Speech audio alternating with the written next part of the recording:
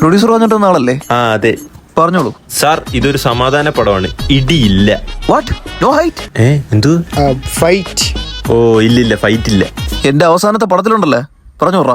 അവസാന പടം എന്ന് പറയുമ്പോ ലാസ്റ്റ് പടം. എന്റെ ലാസ്റ്റ് പടത്തിൽ ഞാൻ ഇതിനെ കടവന്ത നേടിച്ചിട്ട് ആലുവല വന്ന് വീണത്. ഇത് കണ്ടിട്ട് എന്റെ ഫാൻസ് ആർപ്പ് വിളിയായിരുന്നു. തെറിവിളിയായിരുന്നു. വല്ലതും പറഞ്ഞായിരുന്നോ? ഒന്നും പറഞ്ഞില്ല. സാറിന്റെ അടുത്ത പടത്തിൽ മൊത്തം 18 ഇടിയ, ഒരൊറ്റ ഡയലോഗ് പോലും ഇല്ല. തിയേറ്ററിൽ ഇത് പൊടി പാറും. ഇത് പൊടി പിടിക്കും. ഒരു കാര്യം ചെയ്യ്, താൻ കഥ പറ.